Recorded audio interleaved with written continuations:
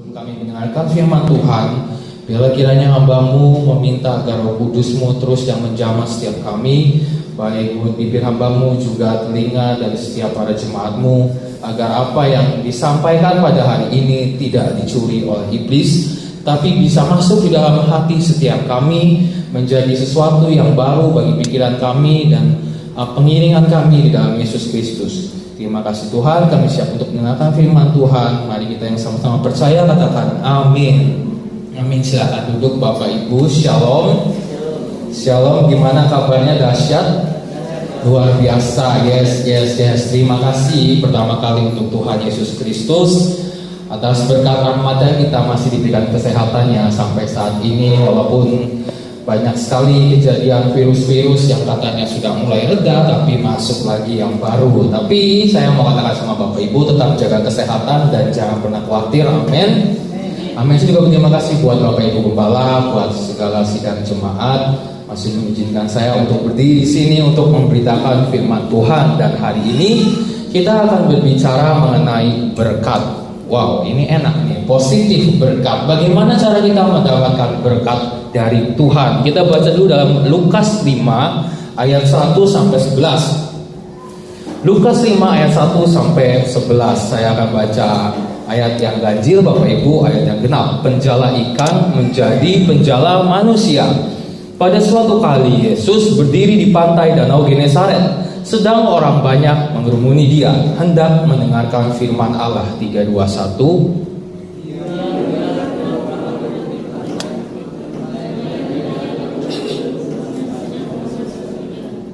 Ia naik ke dalam salah satu perahu itu, yaitu perahu Simon, dan menyuruh dia supaya menolakkan perahunya sedikit jauh dari pantai. Lalu ia duduk dan mengajar orang banyak dari atas perahu. Ya.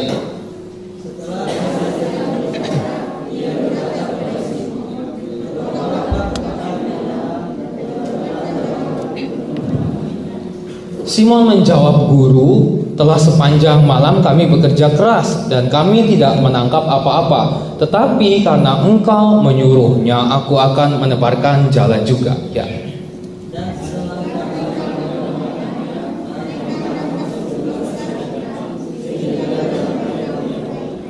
Lalu mereka memberi isyarat kepada teman-temannya di perahu yang lain supaya mereka datang membantunya. Dan mereka itu datang. Lalu mereka bersama-sama mengisi kedua perahu itu dengan ikan sehingga hampir tenggelam.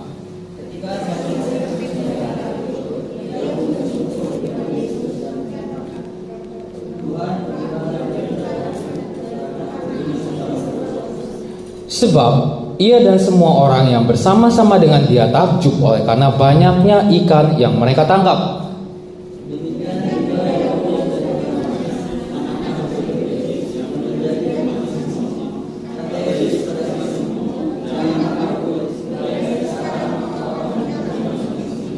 Dan sesudah mereka menghela perahu-perahunya ke darat, mereka pun meninggalkan segala sesuatu lalu mengikut Yesus. Amin. Buat firman Tuhan, ini adalah cerita 4 sekawan di mana pemanggilan pertama murid-murid Yesus. Dan ini juga mereka 4 EBSE, ya disebut EBSE aja ya. Bapak Ibu tahu EBSE di sini, Meteor Garden. Ya, 4 bersaudara ini kebetulan juga jadi orang-orang yang dikasih sama Tuhan Yesus, atau bisa dikatakan anak emasnya Tuhan Yesus. Saya udah bahas yang mengenai Simon Petrus, Yohanes, Yakobus dan yang lainnya waktu itu. Angkatan pertama dari murid Yesus. Ini belum kenal ya kejadiannya. Saat itu Yesus lagi jalan-jalan, dikerumuni orang, lalu bertemulah dengan 4 sekawan ini. Nah, saya akan bahas 2 bagian besar. Yang pertama adalah Simon Petrus diberkati oleh Tuhan. Cerita ini menunjukkan bahwa Simon saat itu, Petrus saat itu diberkati dengan luar biasa. Dia adalah penjala ikan dan berkatnya adalah ikan. Kalau kita jualan lengko, berkatnya adalah apa ayo?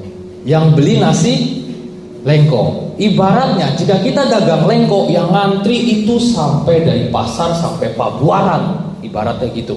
Sama seperti ini, ikan yang diterima sama Petrus, kapalnya Petrus di ayat 6, 7, 9, kita lihat jala hampir terkoyak. Lalu dia panggil temannya untuk mengisi juga perahunya. Dan kedua perahu itu hampir tenggelam. Bisa bayangkan ikannya sebanyak apa? Dua perahu hampir tenggelam. Untungnya saja Petrus gak ikut tenggelam. Coba bayangkan kalau perahunya tenggelam, semua tenggelam, ikannya enak bisa berenang ya. Petrusnya gimana? Siapa tahu aja ikut tenggelam. Dan saya bisa katakan berkat yang diterima Petrus saat itu adalah berkat yang luar biasa. Kira-kira siapa yang memberkati Petrus, Bapak Ibu? Yesus Kristus. Kenapa Yesus mau memberkati Petrus Simon dengan begitu berkelimpahan? Semua orang, saya percaya, bukan hanya saya, rindu untuk diberkati. Bukan hanya diberkati tapi plus kelimpahan. Diberkati saja kita sudah biasa, bangun tidur bisa bernapas itu adalah berkat. Bangun tidur bisa mandi, bisa jalan itu berkat. Tapi kalau berbicara plus kelimpahan, itu luar biasa.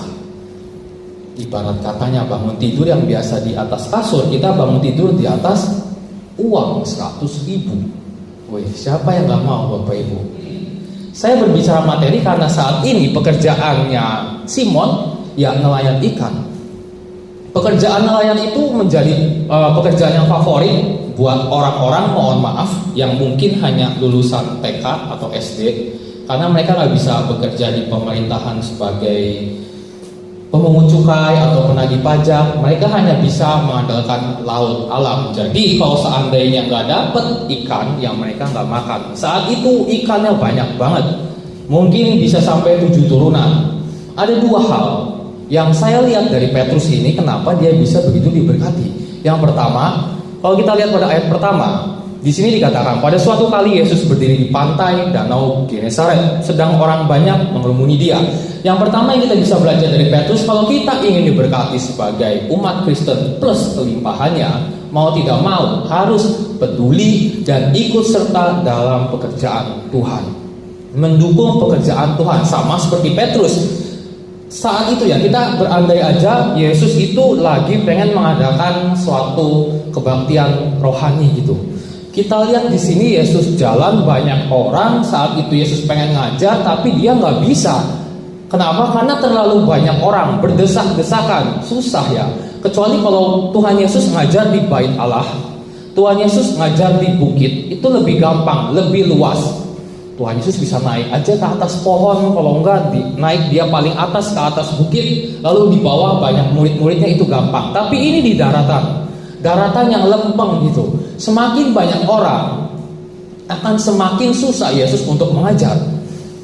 Saat lagi berjalan-jalan, dia ngelihat, weh ada perahu nih. Lalu dia tanya, perahu siapakah ini? Bolehkah saya meminjamnya?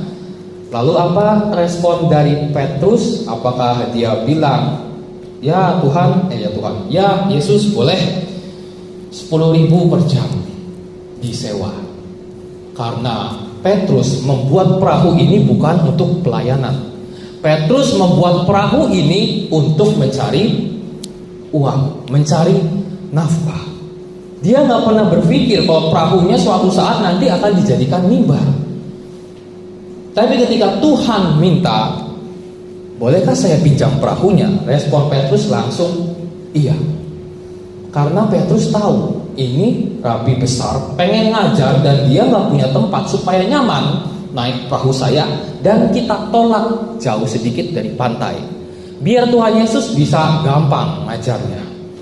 Bukan hanya fasilitas yang dipinjamkan oleh Petrus, tapi juga tenaga. Pasti dia yang dorong perahu dong. Tidak mungkin Tuhan Yesus juga yang dorong. Tuhan Yesus udah naik, didorong Petrus gitu kan, menjauh dari pantai. Tenaga. Kenapa saya bilang tenaga? Ini Petrus adalah nelayan yang kalau kita lihat ke bawahnya, dia habis begadang ya Bapak Ibu.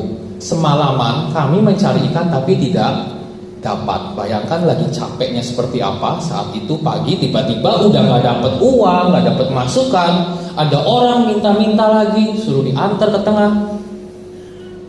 Sulit sekali bagi kita yang mungkin tidak begitu mencintai Tuhan, lagi capek, letih, lelah, pengennya istirahat. Tapi Petrus tidak. Ketika dia tahu ini pekerjaan untuk Tuhan, pekerjaan Yesus untuk mengajar, untuk kitab suci ini, Oke Tuhan, dia dorong sampai ke tengah.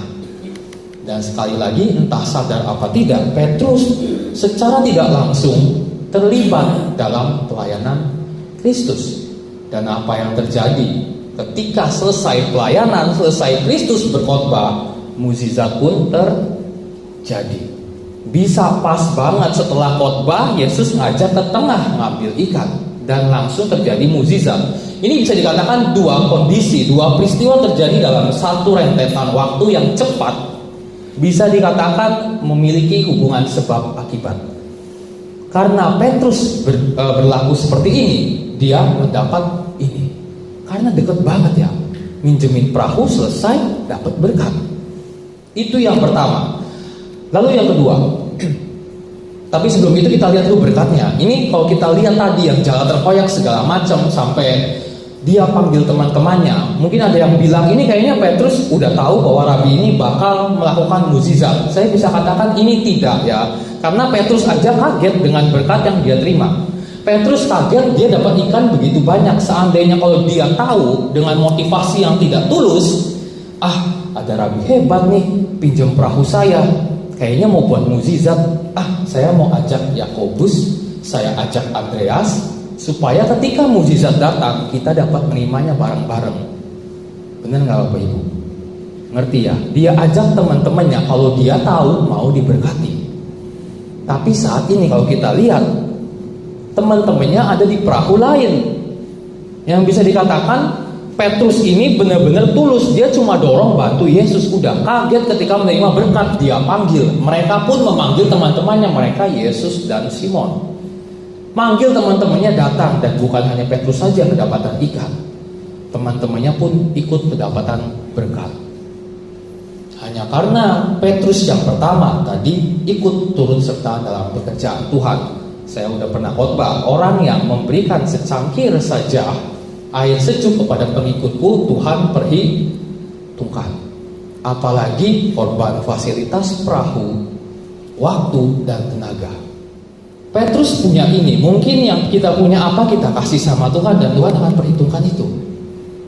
Yang pertama terlibat, dan yang kedua taat sama Tuhan. Ayat 4 dan 5 mengatakan telah sepanjang malam kita mencari ikan tapi gagal. Kita nggak dapat apa-apa. Tapi kalau Tuhan yang nyuruh, kalau engkau yang nyuruh Tuhan, aku akan jalan juga. Ini menunjukkan ketaatan dari Petrus dengan kerendahan hatinya. Yang dimana kita tahu Petrus itu paling ahli dalam ikan, dalam lautan. Dia bisa tahu ikannya ada nggak di laut saat ini.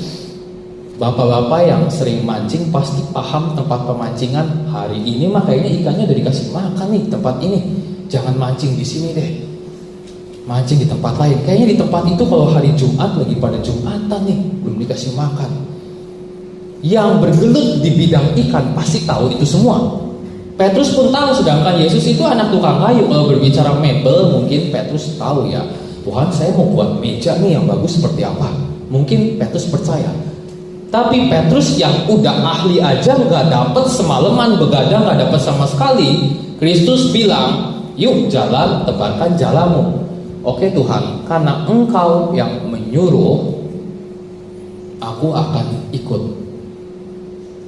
Ketaatan ada hubungannya dengan berkat ya Bapak Ibu. Dalam perjanjian lama banyak sekali tokoh-tokoh ketaatan. Yang paling keren aja Abraham ya. Abraham itu udah terkenal banget dengan bapak iman. Walaupun dia tidak tahu mau disuruh Tuhan kemana, tapi ketika suruh ayo jalan. Dan Abraham saat itu bukan dalam keadaan yang porat-poranda ya. Abraham tuh lagi baik-baik banget, lagi bahagia-bahagia banget. Tiba-tiba Tuhan bilang ayo pergi. Beda cerita kalau Abraham lagi terpuruk, lagi butuh bantuan, lalu Tuhan bilang, itu mungkin lebih gampang. Tapi ketika dalam diberkati, disuruh ikut Tuhan, pasti mikir dua kali. Namun karena Abraham taat, akhirnya diberkati oleh Tuhan. Begitupun ketika dia punya Ishak. Dia punya harta cuma satu Ishak. Tuhan pengen menguji ketaatan Abraham. Yang pertama, kamu lulus Abraham. Oke, yang kedua, persembahkan anakmu. Dan kalau Bapak Ibu tahu, Abraham sama Sarai setelah Abraham tuh nggak bilang loh sama Sarah ketika pengen mempersembahkan Ishak. Coba Bapak Ibu baca nanti kejadiannya. Baca ketika Abraham naik ke gunung lalu mempersembahkan Ishak, pas turun dia nggak pulang ke rumahnya Sarah. Coba nanti dibaca. Dia pergi ke tempat lain. Kenapa Bapak Ibu? Takut digebuk ya sama ibunya ya. Iya dong, anak satu-satunya kamu gak bilang saya mau disembelih. Tapi karena taat, Abraham gak peduli mau istri saya bawel, peduli amat. Yang penting Tuhan yang nyuruh. Dia naik ke atas, puji Tuhannya Ishak kembali. Sampai Sarai mati, baru Abraham kembali. Bayangkan konsekuensi yang didapat sama Abraham karena dia taat sama Tuhan. Tapi karena ketaatannya itu, Tuhan berjanji menjadikan Abraham punya cucu seperti pasir di laut. Hanya karena ketaatan itu, Tuhan melihat ketaatan Abraham. Itu adalah 2 poin yang membuat kita bisa jadi orang yang diberkati. Dan saya yakin Bapak Ibu semua di sini sudah paham itu, amin.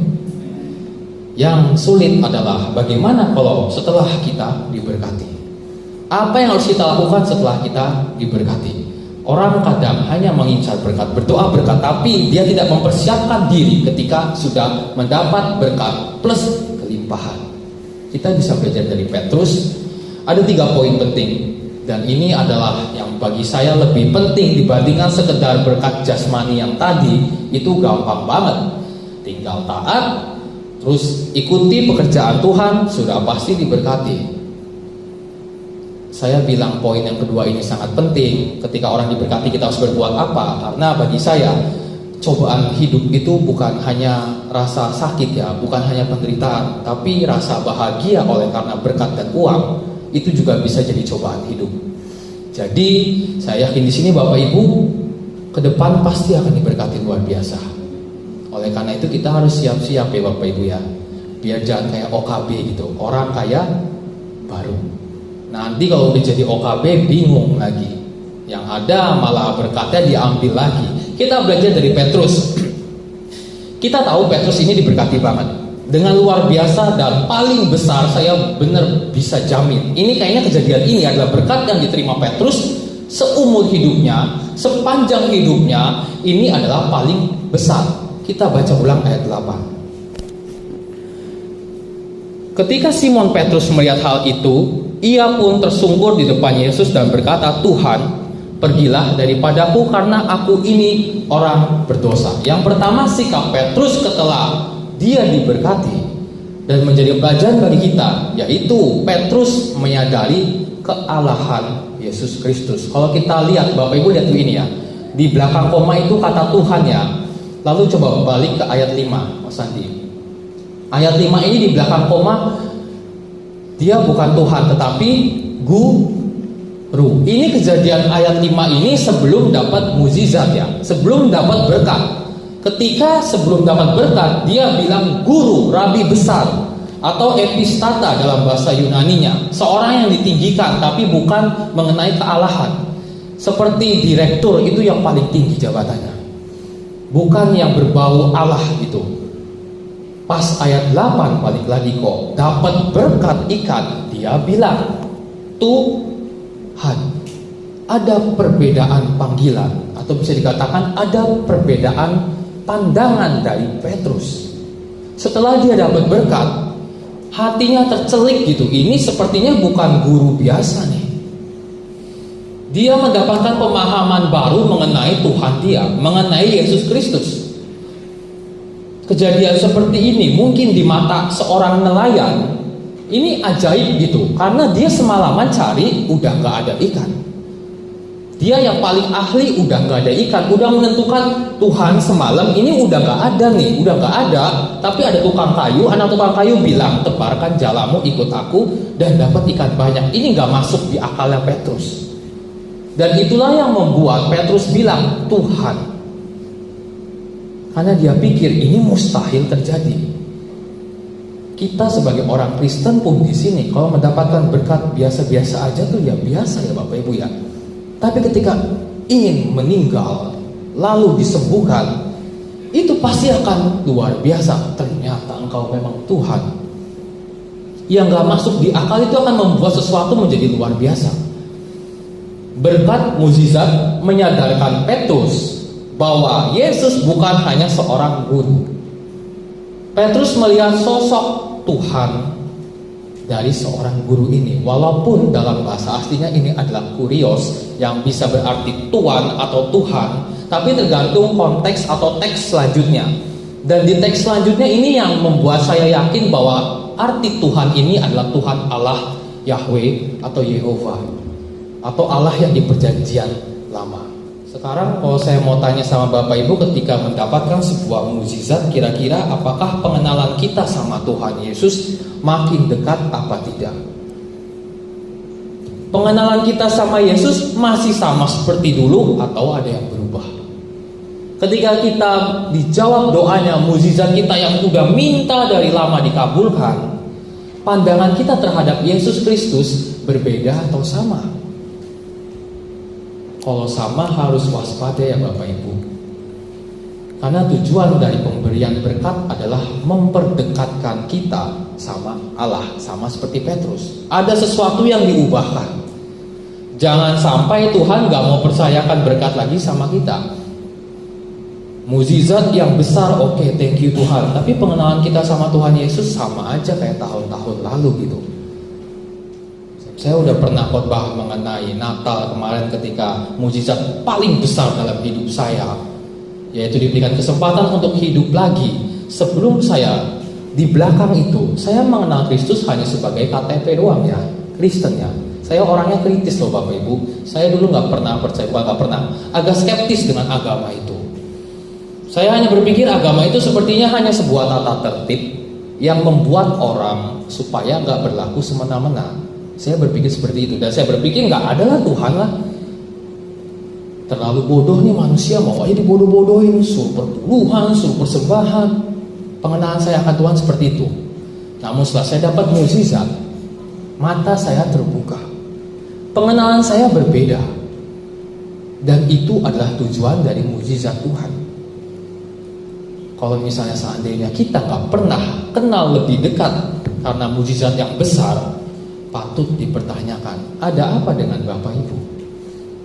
Lalu yang kedua, kalimat selanjutnya pada ayat 8. Setelah Tuhan, pergilah daripadaku karena aku ini seorang berdosa. Ini perkataan yang lucu ya. Biasanya kalau orang diberkati, bilangnya apa Bapak Ibu? Puji Tuhan. Ini kalau misalnya dalam bahasa sebelah, astagfirullah gitu, istighfar, dapat berkat kok disuruh istighfar, suruh ngaku dosa. Apa hubungannya? Dapat berkat yang memuji Tuhan, nyanyi, pelayanan lebih hebat, makin dekat sama Tuhan. Tapi Petrus dapat berkat, Tuhan pergilah daripadaku. Kira-kira maksud Petrus apa ya Bapak Ibu? Dia dapat mukjizat, dia mengaku dosa. Orang mengaku dosa kalau mukjizatnya, berkatnya, kesehatannya udah dipangkas habis sama Tuhan, barulah dia panggil Om, Bapak, Ibu Gembala, tolong doakan saya dan saya mau mengaku dosa. Berapa banyak orang Kristen seperti itu? Saya nggak pernah sih, jarang menemukan orang yang diberkati luar biasa akhirnya mengaku dosa. Kekayaannya berlipat kali ganda akhirnya mengaku dosa. Biasanya berlipat kali ganda, ya puji Tuhan, haleluya, senang hatinya. Petrus mengajarkan pada kita, kenapa kita harus mengakui dosa. Ini berkaitan dengan yang poin pertama tentang kurios tadi ya. Ketika Petrus sadar, ini sepertinya Tuhan, ini bukan guru biasa. Dan dalam perjanjian lama, kalau yang namanya Allah itu kudus, suci. Setiap nabi yang bertemu dengan Tuhan, pasti ada rasa takut, rasa gentar, karena masih ada dosa dan tidak kudus. Gak bisa ketemu dengan Allah secara langsung. Contohnya Musa hanya bisa datang sama Tuhan, itu pun terlalu silau banget. Cuma satu orang dari seluruh bangsa Israel yang begitu banyak. Karena Tuhan begitu kudus. Dan pola pikir seperti ini ada dalam Petrus. Allah itu suci, Allah itu kudus, ini Yesus. Saya katakan Tuhan berarti orang ini kudus, orang ini suci. Dia merasa saya orang berdosa. Tuhan kayaknya saya gak layak deh. Tuhan engkau pergi deh dari saya. Saya ini orang yang berdosa banget. Aku adalah orang yang berdosa. Pola perjanjian lama masih ada dalam pikiran Petrus. Dan ini polanya merujuk pada Allah. Jadi sudah bisa dipastikan Kurios di sini bukan Tuhannya Tuhan, bukan Master ya, tapi Lord Yehova. Karena konteksnya berkata seperti itu. Mana ada si Tuhan atau Master yang begitu terlalu kudus sampai bilang, aku ini orang pendosa, sampai ada orang yang mau mengakui dosanya. Petrus gak melakukan kesalahannya Bapak Ibu. Kalau kita lihat dari ayat sebelumnya di atas, dia gak melakukan kesalahan sedikit pun. Dia gak nyandung kakinya Yesus gitu, dia gak maki-maki, enggak. Dia malah berbuat baik. Seharusnya mengaku dosa itu orang yang telah melakukan kesalahan. Ini orang dapat berkat, dia mengaku dosa. Setelah saya dapat mukjizat yang luar biasa itu dalam hidup saya, semenjak saat itu saya menggantikan status saya dari lucky boy. Emang saya sih sedikit alay ya. Biasanya di status WhatsApp semuanya saya ganti menjadi son of sin, bukan son of God. Selama 4 tahun ini berlalu, hanya 2 orang yang mempertanyakan itu. Kamu pendeta kenapa jadi son of sin? Dan ketika saya ceritakan semuanya bla bla bla. Teman saya bilang, hati-hati loh, bahaya, bisa para jemaat salah tangkap. Lebih baik kamu ceritakan, dan saat ini saya akan ceritakan kenapa saya buat status son of sin. Mau di IG, Twitter, WhatsApp, semuanya son of sin, anak dosa.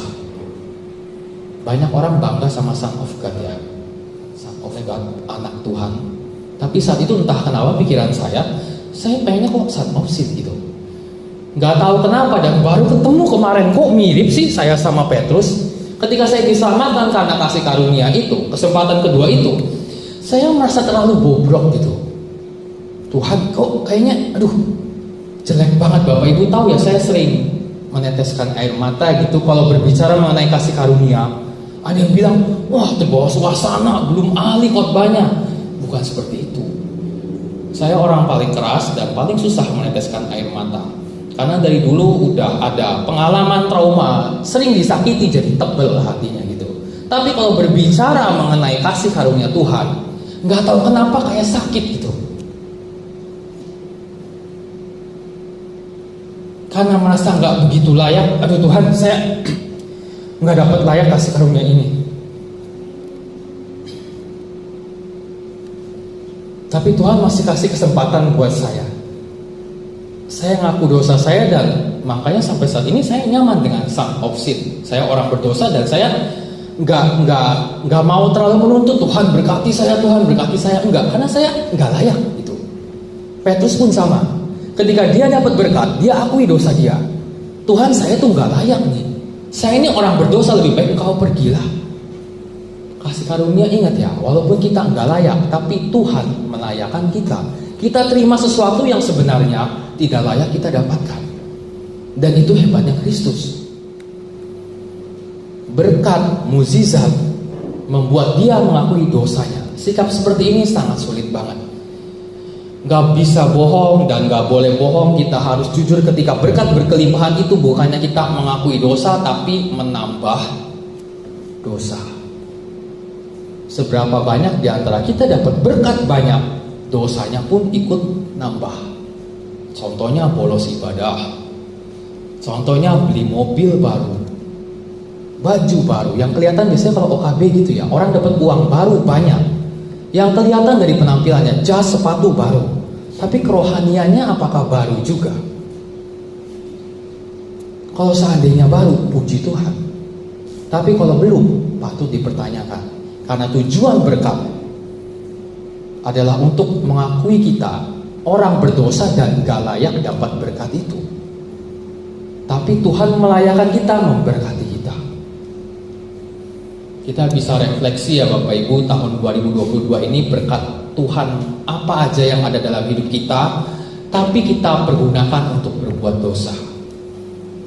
Baju baru, sepatu baru, istri baru mungkin, yang di sini tidak tahu. Banyak di kota besar, semakin duit banyak, istrinya semakin banyak. Nggak tahu ada satu di sini, satu di sana, satu di sini.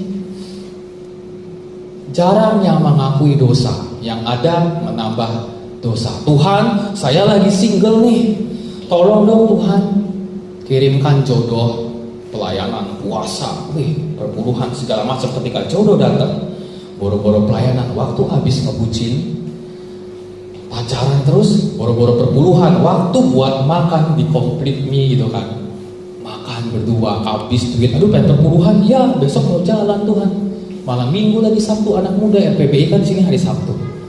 Dan saya sangat acungi jempol banget buat anak-anak bapak ibu yang masih datang RPBI.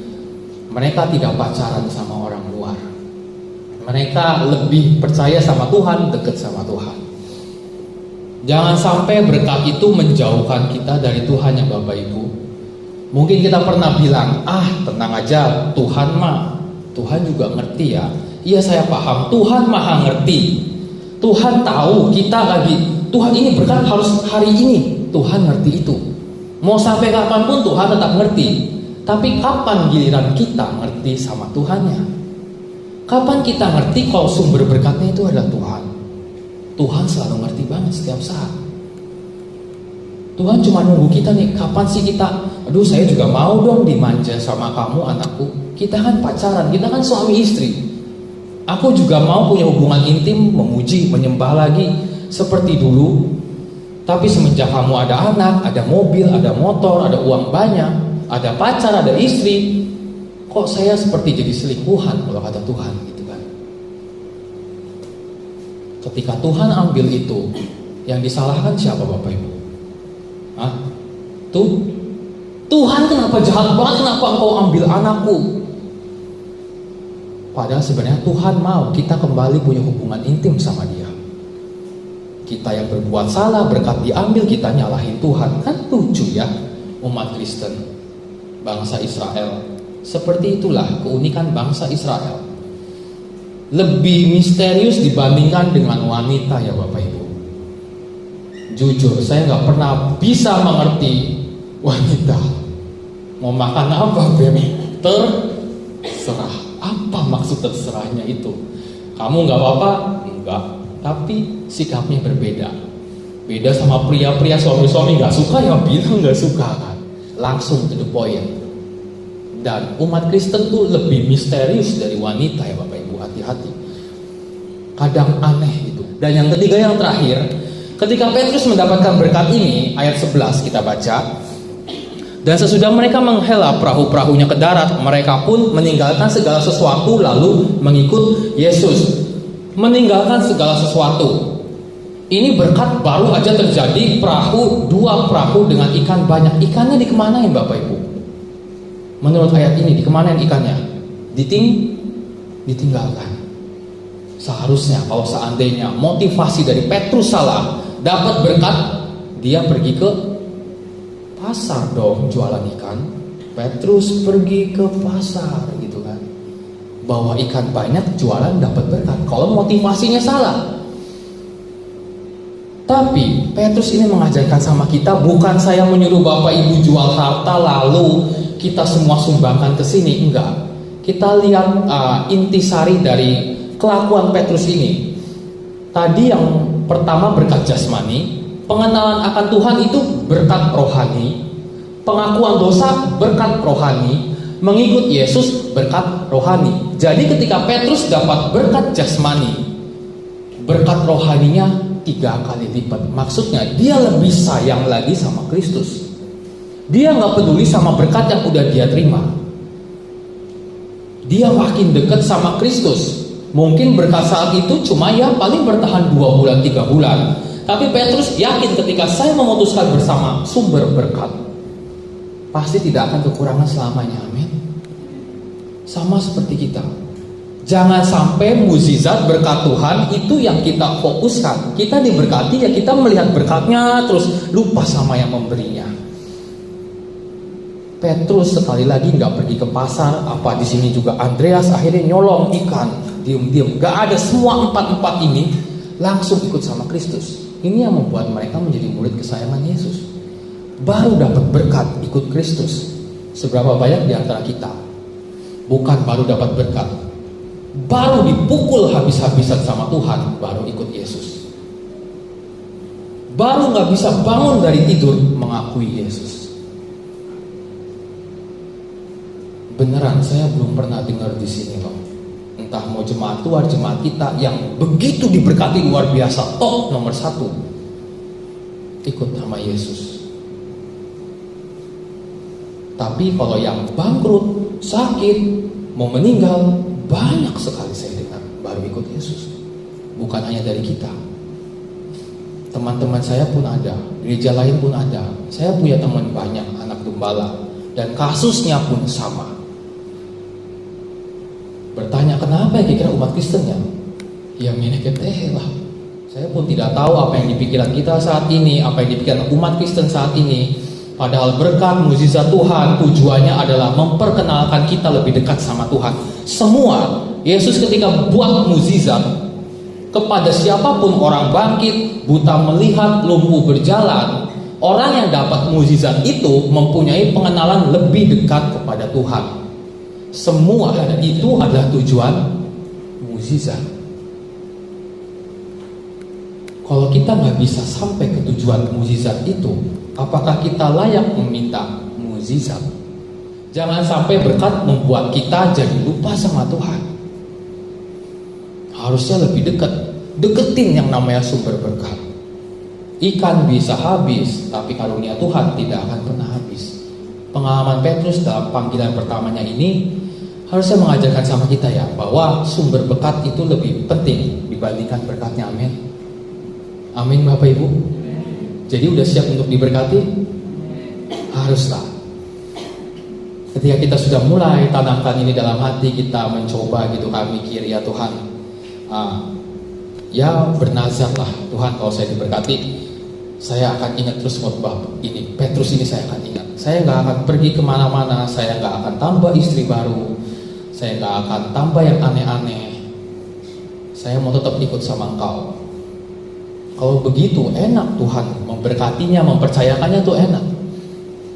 Kasih berkat misalnya segini juta, tas dia laporan malaikat, Tuhan gimana itu? Kok Arik dikasih berkat 10 juta? Mantap Tuhan, masih tetap setia. Oke, naikin 15 juta. Mantap Tuhan, setia. Naikin 20, 30, 40, 50, 100. Mantap Tuhan. Kira-kira apa yang bisa buat berkat Tuhan berhenti naik ketika kok Arik sudah mulai jauh dari Tuhan? Dikasih 150 juta, masih mantap Tuhan. Wah, langsung aja 200, kasih 200 juta. Waduh, melempem Tuhan. Kira-kira Tuhan kasih 250 apa turunin jadi 150? Gimana Bapak Ibu?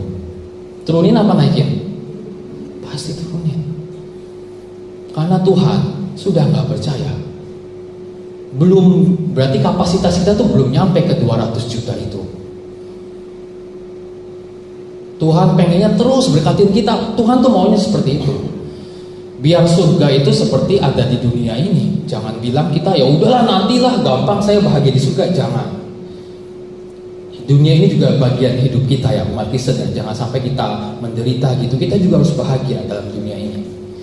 Enak lahir batin kan, dunia bahagia, nyampe nanti akhirat ketemu Tuhan. Enak kan Bapak Ibu? 3 poin ini harus jadi terus menjadi pelajaran kita. Kalau dapat berkat selalu ingat ini. Jangan sampai berkat tersebut menjauhkan kita dari Tuhan. Amin.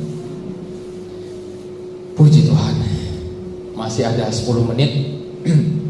Jadi setelah menikah, baru-baru menikah, si Abdul dan Aisyah ini pindah tempat. Namanya juga baru menikah ya. Ya keuangannya masih gak begitu bagus gitu. Akhirnya pindah ke Arab Saudi. Sama Aisyah, Abdul pergi sampai di sana mereka bingung. Aduh, kita mau ngapain nih Beb?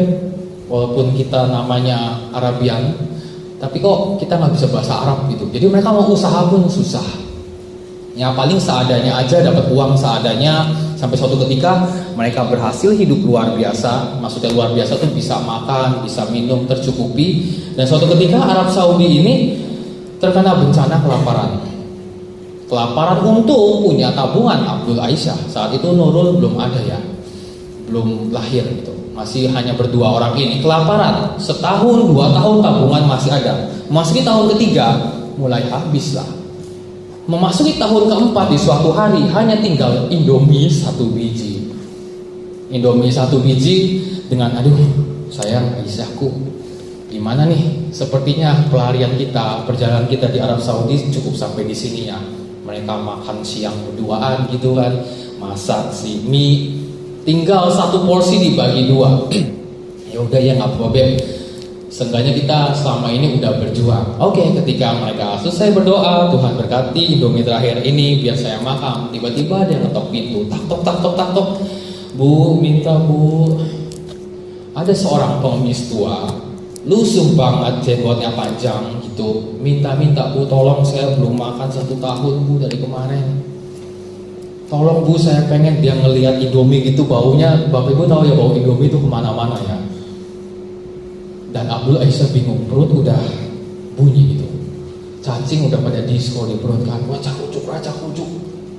Apa kita harus kasih? Kalau kita kasih, ya kita mati. Tapi kalau kita nggak kasih, ya kita bisa makan sebentar, tapi kita juga akan mati juga. Sama aja mati nih Beb, gimana? Ya udah kasih aja. Seenggaknya sebelum kita mati, kita masih berbuat baik. Oke lah, kata Abdul. Akhirnya mereka sepakat, Tuhan biarkan ini jadi berkat buat pengemis itu. Dia kasih lah, iya Pak sini masuk. Akhirnya bapak itu makan dengan lahap. Abdul dan Aisyah hanya bisa mengeces ngeliatkan, aduh enak banget tuh Indomie katanya. Akhirnya setelah kenyang, bapak ini bangkit berdiri dan bilang, oke terima kasih ya Bapak Ibu, di sini udah buat saya kenyang. Dan sebenarnya tiba-tiba dia berubah ini si bapak tua ini jadi jin gitu, jin dari Timur Tengah. Dia bilang, Abdul, Aisyah, kamu adalah sepasang suami istri yang luar biasa. Agama kamu apa? Kristen. Pendeta kamu siapa? Alfred. Woi, halo Abdul. Kamu belajar ini dari dia ya? Iya Pak. Oke, kalau begitu saya kasih 10 permintaan buat kamu. Tapi sebelum itu saya mau kasih bonus. Tadi mana piringnya? Bukan piringnya, apa? Wajan buat panci ya, buat masaknya. Dibawalah ke dapur, terus si tua, si jin ini ngeluarin sumpit ajaib, dia ubas teng gitu kan jadi emas. Wah, alhamdulillah puji Tuhan, saking senangnya. Kompornya diubah teng lagi jadi emas. Tadi saya duduk di mana? Jadi semua yang berkaitan dengan Indomie dia makan, dia ubah semua jadi emas. Mangkoknya, kursinya, kasurnya, semua. Sampai tinggal 1 permintaan, 9 permintaan. Oke, Abdul Aisyah, sebelum saya pergi, kira-kira permintaan terakhir kamu ini mau apa? Lihat kiri, lihat kanan, kan semua udah jadi emas nih. Gigi Aisyah pun udah jadi emas kan, udah berkilau gitu.